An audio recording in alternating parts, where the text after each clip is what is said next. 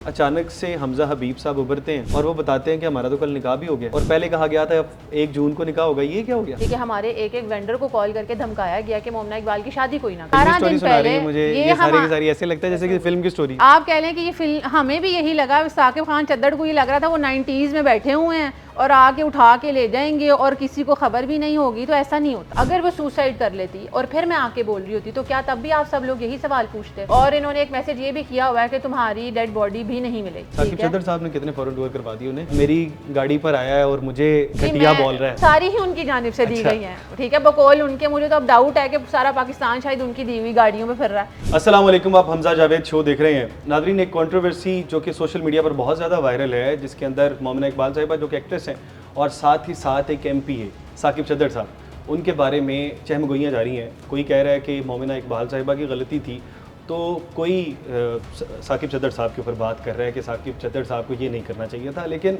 अभी तक मामला उलझता हुआ नज़र आ रहा है, सुलझती हुई बात ही नज़र नहीं आ रही है। समझ नहीं आ रहा कि कौन सच्चा है कौन झूठा है। इसी पर बात करने के लिए आज हमने मोमिना इकबाल साहिबा की बहन रिमशा इकबाल साहिबा को हमारे साथ मौजूद है, इनसे बात करेंगे। अस्सलाम वालेकुम। अच्छा रिमशा साहिबा, पहले ये बताइएगा, पहला सवाल ही आपसे, क्योंकि आपकी बहन भी हैं, आप उनके लॉयर भी हैं, ये बताइएगा कि ये मामला शुरू कहाँ से हुआ? अभी तक किसी को पता ही नहीं है कि किस तरह से ये बात इतनी बढ़ गई कि मोमिना इकबाल साहिबा जो कि एक अदाकारा हैं, साथ ही साथ एक MP है, उस वक्त MP भी शायद नहीं थे जी, उनका रिलेशन कैसे बन गया?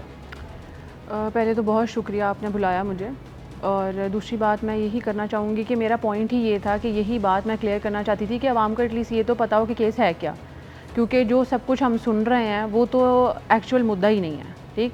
और दूसरी बात मैं आपकी करेक्शन करूँ, जिस तरह ये सारी बात हो रही है कि रिलेशनशिप और ये वो, इसको इस तरह का रंग दिया जा रहा है, तो ये क्लैरिटी भी सबको मिलना बहुत ज़रूरी है। जैसा कि जो साकिब खान चद्दड़ के अपने वकील हैं मियां अली इशफाक, उन्होंने भी बात क्लियर की थी कि ये मामला सारा एक रिश्ते के प्रपोज़ल से शुरू हुआ था। ये बात रिश्ते की थी जो कि शादी तक तय पा रही थी। ठीक है, तो पहली बात ही यही है, गर्लफ्रेंड और बॉयफ्रेंड वाला ऐसी कोई बात नहीं है, क्योंकि अगर ऐसी बात होती तो वो खुद भी ये चीज़ एक्सेप्ट ना करते। तो अगर मेरा ख्याल है दोनों पार्टियां अगर एक चीज़ एक्सेप्ट कर रही हैं और सेम पेज पे हैं तो वही रियलिटी है। तो लोग बजाय इसको ये रंग देने का कि जी रिलेशनशिप था और ऐसा हो गया वैसा हो गया, तो बेहतर यही है कि मैं ये कहूँगी कि पॉइंट पे रहें सब लोग। ठीक है, ये सारा मामला शुरू हुआ था जी 2021 से, कि 2021 में हमारे पास रिश्ते का प्रपोज़ल आया था जो कि साकिब खान चद्दड़ के भाई और बड़ी बहन लेके आए थे। और अच्छा, ये इनकी आपस में पहले मुलाकात कोई नहीं थी उससे पहले? नहीं, ये उसको अप्रोच करने की कोशिश करते थे सोशल मीडिया के थ्रू, काफ़ी सारे मैसेजेस किए थे, लेकिन फिर उन्होंने अपनी शादी की ख्वाहिश जाहिर की। तो ऑब्वियस सी बात है, एक लड़की है, ये एक वैलिड पॉइंट लगता है कि एक बंदा शादी करना चाहता है, तो उन्होंने इस चीज़ को थोड़ा सा सीरियसली लिया कि अगर ये शादी की ऑफ़र दे रहा है और इनके फैमिली ने अप्रोच किया तो सोचता है इंसान। ठीक है, और चूंकि आपको पता है पहले ये नोन नहीं थे, कोई इनको नहीं जानता था, हमें भी नहीं पता था कि किस तरह का बैकग्राउंड है या क्या है। इनके घर वाले आए हैं, रिश्ता तय पाया है, जो कि इन्होंने खुद भी एक्सेप्ट किया है। नहीं थे उससे पहले? जी, उससे पहले नहीं थे, क्योंकि आप देखें MPA-शिप जो भी है उससे पहले इनको कौन जानता था। ठीक है, उससे पहले एक केस बड़ा वायरल था जिसकी वजह से इनको लोग जानते थे, लेकिन खैर अगर आप नहीं जानते थे तो मीडिया हमारे इल्म में भी ये बात नहीं थी कि वो केस वायरल है। वो आपको भी पता होगा कि ये इनके इलेक्शन कैंपेन के दौरान बाहर निकला है, जो कि मेरा ख्याल है final nail in the coffin था इस रिलेशनशिप के ख़त्म होने की, रिश्ता और शादी ना होने की। बहुत सारी वजूहात में से एक वजह वो भी थी। अच्छा, 2021 में जब हम रिश्ते वाली बात पे रहते हैं, इनकी बहन और बड़े भाई आपके घर आए रिश्ता लेकर और उन्होंने कहा कि हमारा ऐसे भाई है जो कि शादीशुदा नहीं है। जी, सिंगल हैं, जो सिंगल है जी। तो उन्होंने हमें रिश्ते की ऑफ़र दी, और आपको पता है जिस तरह से होता है कि फ़ौरन से तो हाँ नहीं कर दी जाती। तो यही तय पाया कि जी शादी होगी, और टाइम लिया सब लोगों ने, फैमिलीज 1-2 दफ़ा इनकी फैमिली आई भी हमारी तरफ, हमने भी देखा कि भाई जी, और ये किस तरह से तय पाता है या मतलब क्या सिचुएशन है, लोग कैसे हैं।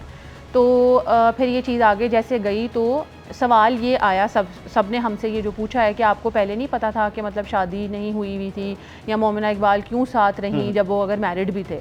ये मेरा ख्याल है हर इंसान ये समझ सकता है बात कि अगर पता होता तो मेरा नहीं ख्याल रिश्ते की बात भी चलती। और अगर आपके घर वाले भी किसी की तरफ आपका रिश्ता लेके जाते हैं ये कह के कि जी ये सिंगल हैं, तो हम किस तरह क्वेश्चन रेज करते हैं। और हमें भी नहीं पता था, जब उनके घर भी गए हैं तो हमें कहीं उनकी बीवी या कोई नज़र नहीं आया। अगर आपकी ही नाक के नीचे इतनी सारी चीज़ें हो रही हैं कि आपके घर में बुलाया जा रहा है रिश्ते के लिए, लेकिन रिमशा साहिबा इस तरह तो नहीं होता कि 1 साल 2 साल 3 साल लगे और 3 साल तक यही देखते रहें कि एक बार देख लेते हैं उनकी शादी हुई है नहीं है। तो बड़ी आसानी से पता लग जाता है। आप उनके इलाके के अंदर जाते हैं, किसी भी इलाके वालों को पता होता है कि कब शादी हुई कब नहीं हुई। आपको पता ही नहीं लगा? जी, हमें बिल्कुल पता नहीं चला। 3 साल की बात नहीं है ये, हमें बात 1.5 साल में पता चल गई। 1.5 साल में पता लग गया? जी, जो उनकी बीवी ने खुद रब्ता करके बताया था। लग गया था। जी जी। और वो किस तरह से ये बात है कि आपको भी पता है कि जो लोग मीडिया में काम करते हैं उनका एक शेड्यूल होता है कि आप बिल्कुल फ्री होते हैं, ठीक है। मिमी की डेट्स इतनी, जो मेरी बहन है उसकी डेट्स इतनी बिजी होती थी कि इनसे हमारा और हमारे इनसे इतनी मुलाकातें हो ही नहीं सकी थी, तो जानने का कैसे टाइम मिलेगा। मेरा ख्याल है अगर आप उस टाइम में भी मिमी के ड्रामे की आप देखें, डेट्स देखें मोमना इकबाल की कि वो कितनी बिजी थी, तो आपको अंदाज़ा होगा कि वो भी अगर मसरूफ़ हैं तो उस टाइम पर मोमना इकबाल अभी भी जिस तरह लीडिंग एक्टर हैं वो बहुत मसरूफ़ थी अपने कामों में, और इसी वजह से उनकी शादी या इस तरह के मामला तय नहीं पा रहे थे क्योंकि वो मसरूफ़ थी। और ये वाला सवाल है तो बहुत सारे लोग होते हैं, अगर मतलब हमें अगर ये चीज़ नहीं पता लगी, जैसे ही उनकी वाइफ ने आगे ये चीज़ बोली तो फिर से इनके बड़े भाई और इनकी बहन ने इंटरवीन किया कि जी ये मामला सेपरेशन का है, ये लोग ऑलरेडी सेपरेटेड हैं, ये लोग ऑलरेडी सेपरेटेड हैं और ये मामला ख़त्म होने को है, तो आप हमें थोड़ा टाइम दे दें। और यहीं से ही सारा फसाद शुरू हुआ था कि हमें क्यों बताया नहीं गया शादी का, और मोमना ने वहाँ से बैकआउट किया कि जी मुझे ये शादी नहीं करनी, वहाँ से प्रेशर बनना शुरू हुआ। और उसके बाद जब इनका ये टाइम इन्होंने लिया कि जी हम क्लियर करते हैं चीज़ें, हम एक्सप्लेन करते हैं, जो कि हमें बार बार मेरे वालिद साहब को भी एक्सप्लेनेशन दी गई कि जी हमें टाइम दे दें, और उनकी तरफ से ये चीज़ क्लियरली आई कि जो उनका पहले ही सेपरेशन वाला मामला है वो किसी और वजह से नहीं है, उनके ज़ाती मामलों की वजह से कि वो डिवोर्स लेने वाले हैं, ठीक है। और आप देखें अगर आपकी फैमिली भी आके हमें बड़े बैठ के आपके इन सारी चीज़ों की सफाइयाँ देते हैं। बात तो समझ में नहीं आ रही ना कि वही सोशल मीडिया पर यही बात चल रही है कि 3-3 साल तो नहीं होते हैं, 1-1.5 साल में तो शादी हो जाती है। अगर उस वक्त शादी हो जाती, खुदा न खास्ता अगर आप जिस तरह बात कर रहे हैं शादी हो जाती और आपको पता ही ना होता कि पहले उनकी शादी है, तो ये तो पहला ही केस नहीं है ना। आपको पता है कि ऐसा तो वाहिद इसी केस में नहीं हो रहा कि शादी की बात देर से पता चली है, बहुत सारे लोगों को नहीं पता चलती। और मैं फिर आपसे ये बात कर रही हूँ, आप ये चीज़ अपने जहन में रखें कि वो एक घर बैठी खातून नहीं है, वो मसरूफ़ हैं, वो अपने कामों में मसरूफ़ थी और इन सारे ने भी इस चीज़ की तरफ तवज्जो नहीं दी। ये जो सारा रिलेशनशिप का मुद्दा उठाया जा रहा है कि देखिए रिलेशनशिप और शादी के मामला मुख्तलिफ होते हैं, ठीक है। हमारे लिए अनजान लोग थे, हमने टाइम लिया, और जब हमारी लड़की ही मौजूद नहीं है, अगर वो बिज़ी है अपने काम में, तो इस तरह किस तरह हो सकता था कि हम फ़ौरन सारी चीज़ें करते रहते हैं। टाइम लिया गया था और मेरे घर वाले भी रेडी नहीं थे कि जी फ़ौरन से शादी कर दें, मोमना को भी टाइम चाहिए था, तो इसीलिए अगर ये 1.5 साल में बात चली भी जाती है तो मेरा नहीं ख्याल ये क्वेश्चन वाली है कोई। अगर मैं घर बैठी हुई हूँ कि जी बहुत जल्दी है मेरे घर वालों को मेरी शादी की, तो आप अगर मुझसे इस कैपेसिटी में ये बात पूछो मुझे समझ आती है। आपने यानी कि तब तक आप क्लियर थे जब तक पीछे पता नहीं लग जाता तमाम चीज़ों का, आप लोगों ने शादी नहीं करनी, इस वजह से आपको टाइम लगा। जी ऑब्वियस सी बात। और आप देखें कि जब हमारे जब आपको पता लगा, आप कह रहे हैं 1.5 साल बाद जब आपको पता लगा, तो उस वक्त आपका क्या रिएक्शन था कि शादी नहीं, तब बात बिल्कुल ख़त्म हो चुकी थी ना, इतना 2022 में बात खत्म हो गई। जी इस तरह से हुई थी कि फिर इनकी, मैंने आपको बताया, इनकी फैमिली ने इंटरवीन किया और एक्सप्लेनेशन दी कि वो ऑलरेडी सेपरेटेड हैं, ठीक है, और उनकी डिवोर्स होने वाली है, और बार बार ये यकीन दिलाया गया कि उनके ज़ाती मामलों की वजह से होने वाली है, ठीक। और फिर इन्होंने हमसे टाइम मांगा कि हम अपने ये सारे मामलात हैंडल कर लें, तो फिर हम रब्ता करते हैं, और फिर एक लंबा ब्रेक था उस सब में, ठीक। और मतलब मुझे ये बात नहीं समझ आ रही कि आज अगर हमने जो केस किया है, ठीक है, मैंने आपसे भी सवाल पूछती हूँ कि आपको पता है वो केस क्या है। सारे लोग पीछे होने वाली चीज़ों के बारे में बात कर रहे हैं, जी पीछे होने वाली चीज़ों के बारे में बात हो रही है कि जी रिश्ता क्यों हुआ, इतना टाइम क्यों लिया, ये क्यों लिया, तो उससे उस केस से जुड़ी चीज़ें हैं, तो इस वजह से शायद ये बात हो रही है। लेकिन ये आपको पॉइंट भी वैलिड है कि सिर्फ और सिर्फ उसी की बात हो रही है, इसकी बात क्यों नहीं हो रही है। और आप मुझे बताएं कि क्या ये हमारे माशरे में नहीं होता कि जब भी लड़की की शादी करने लगते हैं तो टाइम लेते हैं देखने के लिए कि फैमिली कैसी है। लोगों की 6-6 साल मंगनियाँ चलती हैं, तो सिर्फ मोमिना क्या वाहिद लड़की है जिसके बारे में ये सवाल पूछा जा रहा है कि जी क्यों इतना टाइम हो गया, क्यों आपने इतनी देर मंगनी चलाई है। वो एक काम करने वाली खातून है जो कि अपनी प्रोफेशन में बहुत सक्सेसफुल हैं, उनके बारे में आप ये सवाल पूछ रहे हैं। अगर देखें कुछ केसेस ऐसे होते हैं कि डोमेस्टिक वायलेंस में लड़कियां मारी जाती हैं, ठीक है, तब लोग सवाल ये पूछते हैं कि घर वालों ने कोई पता नहीं किया, फ़ौरन ही शादी कर दी, तो घर वालों की मिस्टेक है। एक यहाँ पे लड़की है जिसकी फैमिली को भी शऊर है, ख़ुद को भी शऊर है, उसने चाहा कि मैं वक्त लूँगी, मैं देखूँगी, हम पढ़े लिखे लोग हैं, मैं भी अगर किसी से शादी करने लगती हूँ तो मैं कंपैटिबिलिटी तो चेक करूँगी, आया कि मेरी बनती है कि नहीं बनती, वो बंदा मेरे साथ सारी ज़िंदगी चल सकता है कि नहीं चल सकता। तो लेकिन मोमना के मामले में ये इतना हवा क्यों बन गया, क्यों इस चीज़ को उठाया जा रहा है। मैं समझती हूँ अगर सामने वाली पार्टी ने भी, जो एक्यूज पार्टी है, उन्होंने भी चीज़ एक्सेप्ट की और हम भी कर रहे हैं, ये मुद्दा यहाँ ख़त्म हो जाता है। मुझे ये बताएं ना, ये वाली बात वैसे तो मुद्दे को ख़त्म करना चाहिए, इसको क्लियर करते हैं जल्दी जल्दी। 2022 के अंदर आपने बताया कि जी हमारा रिलेशन ख़त्म हो गया था, लेकिन रिलेशन ख़त्म नहीं हुआ था। मैंने आपको बोला हमारी तरफ से शादी की वजह से ना हुई, फिर उन्होंने हमें जस्टिफिकेशन दी, उनके बड़ों ने नहीं हुई, उन्होंने उनके बड़ों ने इंटरवीन किया और सफाइयाँ दी कि ये मामला, मैं आपको बार बार यही दोहरा रही हूँ कि उनके ज़ाती मामलों की वजह से वो ऑलरेडी सेपरेटेड है और उनकी डिवोर्स होने वाली है। जैसे ही फाइनल हो जाती है, जी जैसे ही फाइनल होती है हमें थोड़ा उतना टाइम दें। और ये कितना अर्सा मिसगाइड चलता रहा? ये 2023 तक चला, एंड तक, और इसके भी सबूत हमने NCCIA को दे दिए हैं कि हमारे साथ ये फ्रॉड हुआ था, हमें नहीं पता था कि उनकी शादी हुई है। फिर उसके बाद जो डिवोर्स की बातें की गई, देखिए मैंने आपको ये बोला कि हम जो भी बात करेंगे सबूतों की बेस पे करेंगे, तो हम ऑलरेडी हर ये चीज़ जमा करा चुके हैं कि हम भी इस फ्रॉड का शिकार हुए हैं। हमें नहीं पता था कि ये कौन मैन है, जो कि ये है। तो अब मुझे चले, मैं ये कहती हूँ कि अगर ये सब हुआ भी होता, अगर मैं भी किसी से शादी करना चाहती हूँ और मैं फैसला कर लेती हूँ कि जी मैंने इससे शादी करनी है, मैं उसको देखती हूँ मेरी कंपैटिबिलिटी नहीं बनती और आज मैं उठ के कह रही हूँ मैंने नहीं करना, तो ना का मतलब क्या है? क्यों एक आदमी से ना नहीं ली जाती? इतनी फ्रेजाइल मेल ईगो है। अगर शादी भी मैं कहती हूँ हो गई होती और मोमिना इकबाल डिवोर्स लेना चाहती है कि जी मुझे इस आदमी के साथ नहीं रहना, तो क्या ये मुद्दा होता? क्या औरत की कोई मर्जी नहीं है? बिल्कुल ऐसे आपकी बात ठीक है, लेकिन बात वो चल रही है, अब इसको दोबारा कनेक्ट करते हैं। 2024 तक बाकी बहरहाल चला, 2024 में आप लोगों को पता लगा वो जी जो केस 2017 वाला था जी, उसके बाद आप लोगों ने जी जब इनकी इलेक्शन कैंपेन हुई तो मोमिना ने इनकी हेल्प भी की इलेक्शन कैंपेन्स में। जिस तरह की भी आप देखिए फोटोग्राफर्स, और इनको भी कोई नहीं जानता था क्योंकि उनका मीडिया से ताल्लुक था, प्रॉपर उनको वो मीडिया के चैनल्स प्रोवाइड किए गए मोमिना के नाम पे, और इनके सारे एविडेंसेस मौजूद है जो ये कह रहे हैं कि सोशल बेनिफिट्स हमने लिए हैं। कौन से सोशल बेनिफिट्स, ये कौन थे? अच्छा, किस तरह की हेल्प की गई? एक तो आप कह रहे हैं कि मीडिया कैंपेन्स हुई, जो इनके सारे पोस्टर्स बने, जो इनके फोटोशूट्स हुए, ये जिन शोज में गए भी मोमिना की जानिब से जी ऑब्वियसली, ठीक है। आप मुझे बता दें, आपके पास भी अगर कॉमन सेंस है तो जो इंसान खुद कोई हैसियत नहीं रखता, जिसको कोई नहीं जानता, उससे हमने सोशल बेनिफिट्स क्या लेने थे? इस इक्वेशन में सोशल बेनिफिट्स देने की तो आज भी ज्यादा फेमस है ना उनसे। आप मुझे बता दें, मैं आपसे सवाल पूछ रही हूँ कि इस सारे मुद्दे में सोशल बेनिफिट्स की कैपेसिटी देने की किसके पास थी? ठीक है। और अगर ये बता रहे हैं कि पैसे हमने ज्यादा खर्चे, जी जी, बात पे यही वाली बात आई। जब भी सोशल मीडिया खोलते हैं 18-20 करोड़, 5 करोड़, 4 करोड़ से बहुत ज़्यादा की बात, कितने करोड़ खा लिए आप लोगों ने? जी मेरा भी यही सवाल है, हम भी परेशान हैं, आप भी आदमी हैं, क्या आप ऐसे ही पैसे खिलाते जाएंगे? अगर ये खुद अपने मुंह से माने रिश्ते का एक इक्वेशन थी, ठीक है, जिसमें ये इंगेज्ड हुए, शादी तक का मामला था, तो अगर आपका भी कहीं रिश्ता होता है तो अगर आपकी तरफ से तहाइफ जाते हैं तो क्या तहाइफ आपको नहीं मिलते? अच्छा। उन पे बात क्यों नहीं हो रही? तहाइफ आपकी जानिब से भी जी बिल्कुल मिले। इतने महंगे तहाइफ? जी बिल्कुल। आप देखें, क्या आप अगर आप मोमिना इकबाल को जानते हैं, मैं आपको अभी एविडेंस भी देती हूँ कि उनका एक पे चेक के बारे में हम ऑलरेडी बात कर चुके हैं। तो इस तरह की औरत के बारे में जो खुद अगर उनकी इतनी अर्निंग है या जो फाइनेंशियल स्टेबिलिटी रखती हैं, उनको आप ये कह रहे हैं कि जी पैसे खा रहे हैं। अब बिहाइंड द कैमरा मुझे बता रही थी एक शूट के वो 1.5 करोड़ रुपए तक ले लेते। जी जी, 1.5 करोड़ रुपया एक शूट का। जी, तो वो उनके लिए तो फिर 10-15 करोड़ की तो बात ही कुछ नहीं। मुझे यही तो समझ नहीं आ रही। और बाकायदा मैं आपको वो कॉन्ट्रैक्ट दे दूंगी, आप उन लोगों से रब्ता कर लें, आया कि आप पे करते हैं कि नहीं करते पे। कि इन्होंने जब से पता चला तब से पीछे इसीलिए हटे थे, जब से ये बात पता चली। 2022 में भी आप लोगों का क्लैश हुआ, 2023 तक भी आपका क्लैश चलता रहा, लेकिन 2024 के इलेक्शन के अंदर कैंपेन में आपने बताया कि सारी की सारी सपोर्ट की गई। और ये तभी बाहर निकली थी बात, ये बात तभी बाहर निकली थी। और जैसे ही ये बात निकली तो मोमिना का एक इमेज भी है, जो लोग उसको जानते हैं वो हमेशा उसने सबकी हेल्प की है, वो आगे होती है, हर इंसान कोशिश करता है, ठीक है, वो एक अच्छी अखलाक की औरत है, ठीक है। और जैसे ही इनका ये मुद्दा बाहर निकला तो मेरा ख्याल है ये एक वजह तनाज़ भी थी इन लोगों के बीच में कि ये रिश्ता ख़त्म हुआ, जो कि हमारी फैमिली की तरफ से भी हुआ, और उसके बाद हम पे प्रेशर बनाया गया इन सारी चीज़ों का। मेरा ख्याल ये है कि साकिब खान के अंदर ये लिख के दिया गया जी कि अगर तुम मेरी नहीं हो सकती तो तुम वाजिबुल कत्ल जी, और इन्होंने एक मैसेज ये भी किया हुआ है कि तुम्हारी डेड बॉडी भी नहीं मिलेगी। ये केस हैं, ये बातें हैं जो एमपीए बनने के बाद की बात है जी, ये बातें हैं जो हम NCCIA में साबित कर चुके हैं, जिसकी वजह से इनको बार बार कॉल किया जा रहा है। सीएम साहिबा की जानिब से तो ये कहा गया ये तो पर्सनल नौयत का केस है, तो ये मेरे पर्सनल नौयत का नहीं है ना फिर? बिल्कुल, हमने तो यही आवाज़ इसीलिए उठाई है कि ये पर्सनल मैटर कैसे हो सकता है।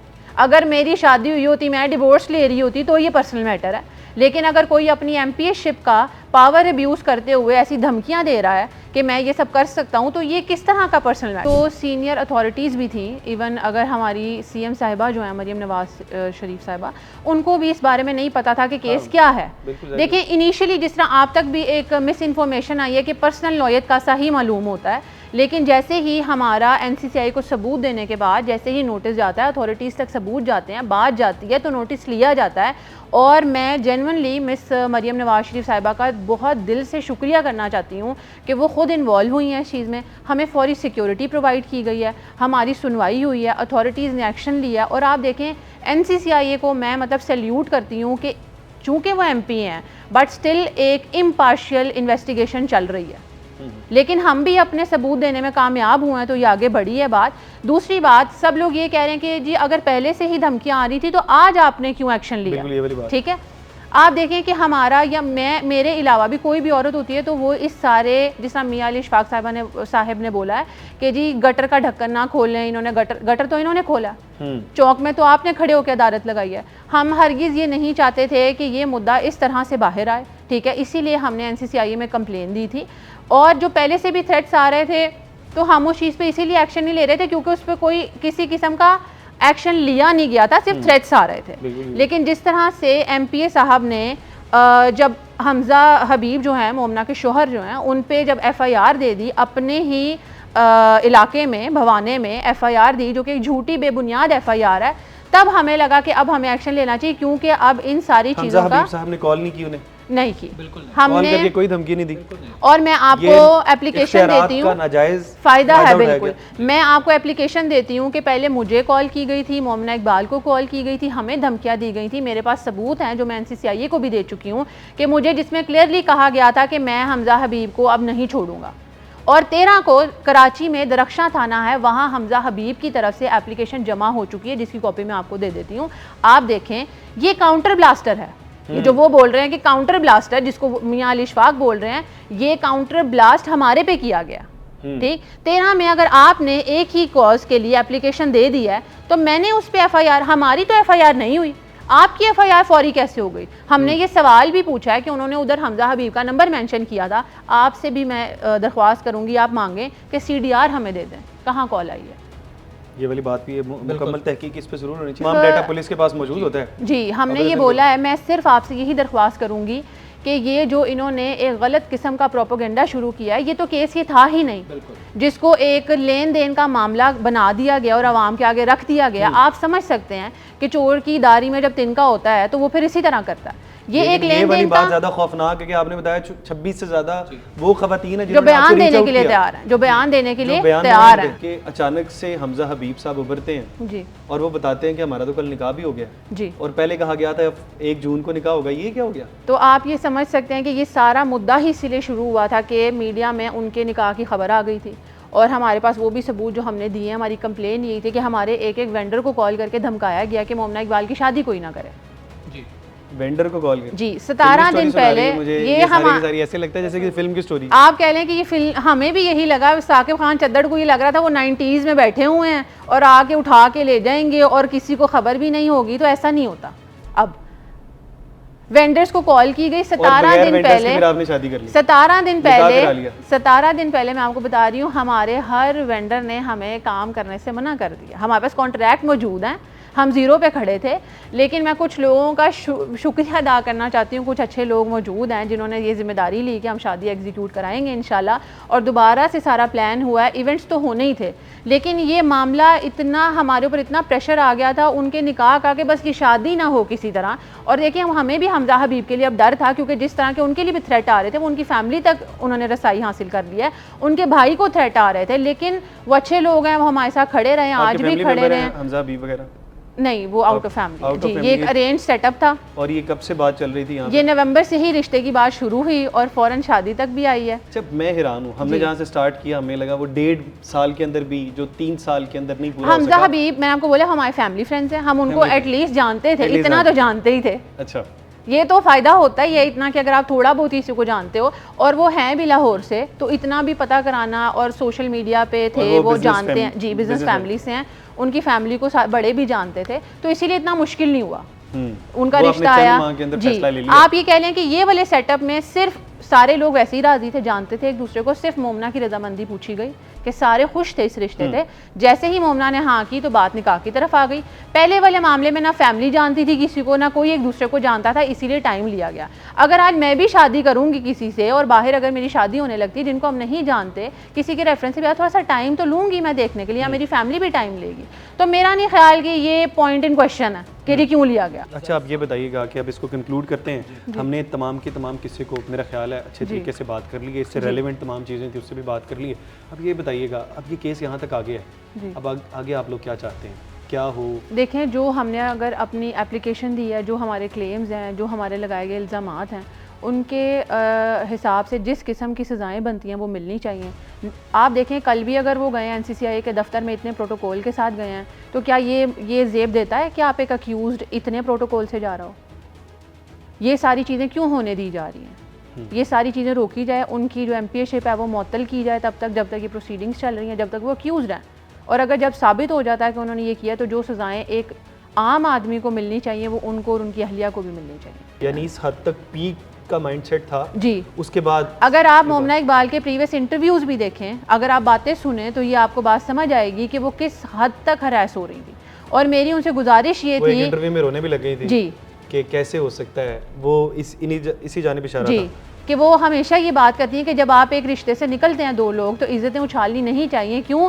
क्योंकि उनको हमेशा से ये धमकियाँ दी जाती थी और उसकी 12-13 साल की मेहनत है, वो ज़ाया नहीं करना चाहती थी। लेकिन चूँकि ये लोग आए हैं सामने, इन्होंने बात की है, तो मेरी सबसे गुजारिश है कि प्लीज़ थोड़ा सा ताउन करें और औरतों के लिए, या कोई भी एक विक्टिम जब आवाज़ उठाता है उसके लिए इतना मुश्किल ना बना दें कि ऐसे जानवर खुले घूमते हैं। मेरा ख्याल है कि हमने केस के मुतल्लिक तमाम की तमाम चीज़ों पर बात कर ली है, लेकिन आप भी बताइएगा कि कौन सी ऐसी चीज़ें हैं जो कि आप सोच रहे हैं। लेकिन एक चीज़ जो कि मैं अपनी जानिब से कहना चाहता हूँ कि जो केस होता है आप लोग डाइवर्ट ना किया करें।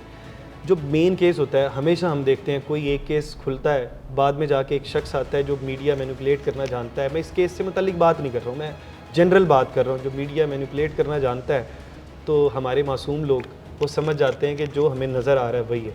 आप दोनों तरफ के नैरेटिव ज़रूर सुन लिया करें और उसके बाद अपना फ़ैसला किया करें। बाकी आप दूसरी जानिब का नैरेटिव भी ज़रूर सुनिएगा। और बाकी मैं दूसरी जानिब जो पार्टी है, मियाँ अली इशफाक साहब है या फिर साकिब चद्दड़ साहब है, अगर वो अपना कोई समझते हैं कि इसके अंदर कोई बात इस तरह की है जो कि वो हमारे प्लेटफॉर्म से लोगों को बताना चाहते हैं, तो वो भी हमें ज़रूर रीच आउट कर सकते हैं।